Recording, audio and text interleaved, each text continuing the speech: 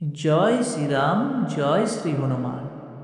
নমস্কার প্রিয় দর্শকবৃন্দ, আপনাদের সবাইকে আমাদের চ্যানেলের আরেকটি নতুন পবিত্র ও অলৌকিক পর্বে জানাই আন্তরিক স্বাগতম।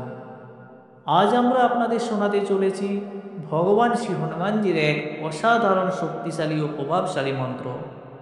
এই মন্ত্রের প্রতিটি ধ্বনিতে রয়েছে অশেষ শক্তি, কৃপা এবং রক্ষার আশীর্বাদ, যা দূর করতে পারে জীবনের সকল ভয়, কষ্ট, বাধা ও অশান্তি।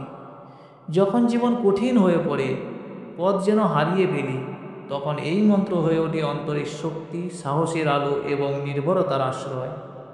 প্রতিদিন ভোরবেলা কিংবা সন্ধ্যাবেলা মনকে স্থির করে এই মন্ত্র জপ করুন বা শ্রবণও করতে পারেন। অন্তরের গভীরতা থেকে এই মন্ত্রের সঙ্গে সংযোগ গড়ে তুলুন। দেখবেন ধীরে ধীরে জীবনের সব অন্ধকার সরে যাবে এবং ভরে উঠবে আলোয়, আশায় ও আশীর্বাদে।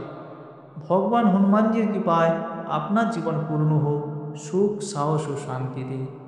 মন্ত্রে প্রবেশের পূর্বে একটি ছোট্ট অনুরোধ, যদি এখনও আমাদের চ্যানেলটি সাবস্ক্রাইব করে না থাকেন, দয়া করে চ্যানেলটি সাবস্ক্রাইব করুন এবং কমেন্ট বক্সে ভক্তি ভরে লিখুন জয় শ্রীরাম, জয় শ্রী হনুমান। এবার মনোযোগ দিয়ে শ্রবণ করি পবিত্র অলৌকিক মন্ত্রটি। ওম নমো হনুমতে ভয়ভঞ্জনায় সুখম কুরু ফট স্বাহা। ওম নমো হনুমতে ভয়ভঞ্জনায় সুখম কুরু ফট স্বাহা। ওম নমো হনুমতে ভয়ভঞ্জনায় সুখম কুরু ফট স্বাহা। ওম নমো হনুমতে ভয়ভঞ্জনায় সুখম কুরু ফট স্বাহা। ওম নমো হনুমতে ভয়ভঞ্জনায় সুখম কুরু ফট স্বাহা।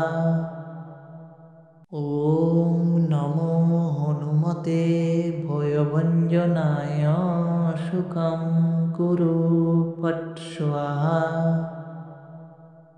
ওম নমো হনুমতে ভয়ভঞ্জনায় সুখম কুরু ফট স্বাহা।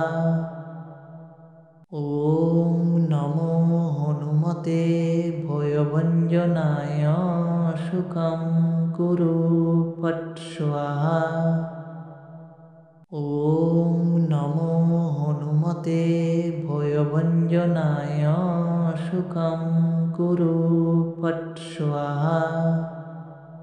ওম নমো হনুমতে ভয়ভঞ্জনায় সুখম কুরু ফট স্বাহা।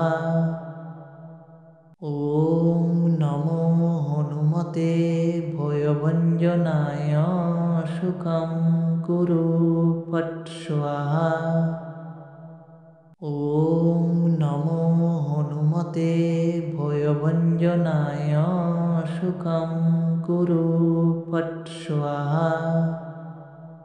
ওম নমো হনুমতে ভয়ভঞ্জনায় সুখম কুরু ফট স্বাহা। ওম নমো হনুমতে ভয়ভঞ্জনায় সুখম কুরু ফট স্বাহা। ওম নমো হনুমতে ভয়ভঞ্জনায় সুখম কুরু ফট স্বাহা। ওম নমো হনুমতে ভয়ভঞ্জনায় সুখম কুরু ফট স্বাহা। ওম নমো হনুমতে ভয়ভঞ্জনায় সুখম কুরু ফট স্বাহা। ওম নমো হনুমতে ভয়ভঞ্জনায় সুখম কুরু ফট স্বাহা।